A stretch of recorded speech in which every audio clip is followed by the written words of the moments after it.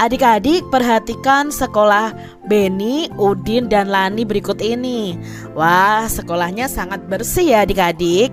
Bagaimana dengan sekolah kalian? Kebersihan lingkungan sekolah bukan hanya menjadi tanggung jawab petugas kebersihan loh. Kebersihan lingkungan sekolah itu menjadi tanggung jawab semua warga sekolah. Semua warga sekolah itu siapa saja Kak Citra? Ya siswa, ya guru, ya kepala sekolah, ya penjaga atau petugas kebersihan. Nah adik-adik semua warga sekolah harus menjaga kebersihan lingkungan sekolah. Semua warga sekolah harus memiliki persatuan dalam menjaga lingkungan sekolah. Nah, memiliki rasa persatuan ini adalah sikap yang sesuai dengan sila ketiga Pancasila. Adik-adik, apakah adik-adik masih ingat bunyi dari sila ketiga Pancasila? Ya, bunyinya adalah Persatuan Indonesia. Adik-adik, kita lihat di sini. Mari kita ingat kembali, apa sih lambang dari sila ketiga? Coba adik-adik temukan lambang dari sila ketiga. Ya, ini adalah lambang sila ketiga. Nah, sila ketiga ini dilambangkan dengan pohon beringin. Sebagai warga sekolah, kita harus bekerja sama adik-adik. Kita harus bekerja sama menjaga kebersihan. Guru selalu memerintahkan kita untuk membersihkan lingkungan sekolah.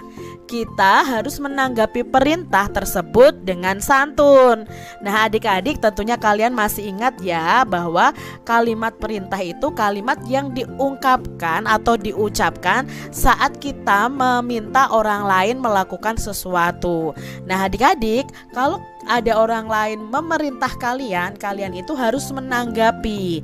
Nah, bagaimana cara yang baik dalam menanggapi suatu perintah? Nah, adik-adik di sini coba perhatikan cara murid di bawah ini menanggapi perintah gurunya. Nah, di sini ya. Yang pertama, Bu Guru berkata, "Dayu, bersihkan papan tulisnya ya." Nah, di sini Bu Guru memerintahkan Dayu untuk membersihkan papan tulisnya. Lalu Dayu harus menanggapi adik-adik. Nah, tanggapan Dayu seperti ini. "Ya Bu, segera saya laksanakan." Contoh berikutnya adik-adik. Bu Guru berkata, "Edo, jangan lupa bersihkan bekas pekerjaanmu." Ini kalimat perintah yang diucapkan Bu Guru. Lalu tanggapan Edo adalah, "Siap Bu." Nah, ini tanggapannya Edo. Contoh berikutnya. "Dan kamu Beni, bersihkan sampah di bawah mejamu." Perintah Bu Guru kepada Beni. Lalu Beni memberi tanggapan apa ya? Ya, tanggapan Beni seperti ini. "Baik Bu Guru." Nah adik-adik, ketika kalian diperintah oleh orang lain, entah guru atau orang tua, kalian harus menanggapinya dengan kata-kata yang baik, kata-kata yang sopan adik-adik. Nah, begitulah cara yang baik menanggapi suatu perintah. Apalagi jika yang memerintah itu orang tua kita. Kita harus menanggapinya dengan santun. Biasakanlah adik-adik menanggapi perintah siapapun dengan santun.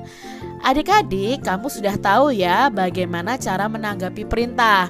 Nah, sekarang kita akan menyusun kata-kata berikut ini menjadi kalimat perintah. Setelah disusun, kita akan membuat kalimat tanggapannya.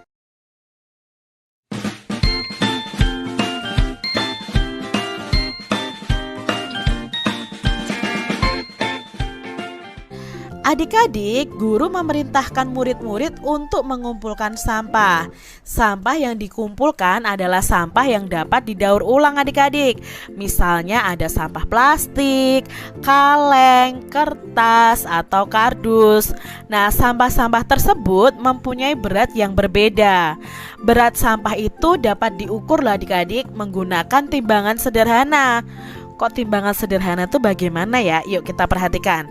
Ayo kita mengukur berat menggunakan timbangan sederhana adik-adik. Nah di sini yang perlu kalian siapkan adalah gantungan baju, kelereng, koin, kantong plastik transparan atau kantong plastik yang tidak hitam yang kelihatan adik-adik. Nah, di sini siapkan alat penimbangnya. Alat penimbangnya adalah dari ini gantungan baju. Kalian ikat dengan tali adik-adik ya, posisinya seperti ini. Lalu letakkan kedua plastik yang transparan tadi di kedua ujung dari timbangan yang kita buat dari gantungan baju ini ya. Ini posisinya masih dalam kondisi kosong ya plastiknya. Lalu masukkan benda-benda yang akan kalian ukur di salah satu plastiknya. Misalnya ini yang akan diukur adalah botol. Lalu kalian masukkan ke lereng dan koin hingga kedudukan keduanya ini seimbang. Jadi sejajar seperti ini. Kalau nanti misalnya yang botol plastik ini posisinya ini turun, berarti itu lebih berat adik-adik. Jadi kalian harus bisa menambahkan ke lerengnya lagi. Nah, kalian bisa mencatat, misalnya kalian menimbang apa, berapa sih berat bendanya. Misalnya yang kalian timbang misalnya tadi botol, lalu kalian masukkan ke lereng. Nah, seimbangnya itu sampai ke lereng berjumlah berapa, kalian bisa hitung adik-adik dan buat tabel seperti ini. Adik-adik, sekarang kalau kalian sudah tahu cara mengukur berat dengan timbangan sederhana, kalian akan menentukan mana benda yang paling berat dan yang paling ringan. Nah, di sini adik-adik, kita akan menjawab dengan cara memberikan tanda centang pada benda yang lebih berat adik-adik ya. Yang lebih berat, perhatikan di sini. Botol A ya, berat botol A ini beratnya itu adalah ada 7 kelereng, 1, 2, 3, 4, 5, 6, 7. Sedangkan berat B atau berat kaleng ini adalah 5 kelereng. Jadi menurut adik-adik mana yang lebih berat? Dari gambar A yaitu botol atau gambar B yaitu kaleng? Kalau di sini botolnya 7 kelereng, kalengnya 5 kelereng, berarti yang lebih berat adalah botolnya. Maka yang lebih berat adalah yang A, gambar A adik-adik. Lalu yang kedua adik-adik. Nah, di sini ada kertas. Berat kertas yang digambar A ada berapa adik-adik? Ya, ada 3 kelereng. Lalu ada kardus. Berapa berat kardus ini? 5 kelereng. Nah, mana yang lebih berat adik-adik? 3 kelereng milik kertas atau 5 kelereng milik kardus? Ya, 5 kelereng milik kardus. Berarti yang lebih berat adalah yang B. Kita lihat contoh berikutnya adik-adik. Yang ketiga ya. Berat A adalah berapa kelereng ini? Ya, 5 kelereng ya, kardus A ini 5 kelereng. Lalu di sini ada kardus dan kaleng. Nah, beratnya berapa kelereng adik-adik? Ya, ada 8 kelereng. Mana yang lebih berat adik-adik?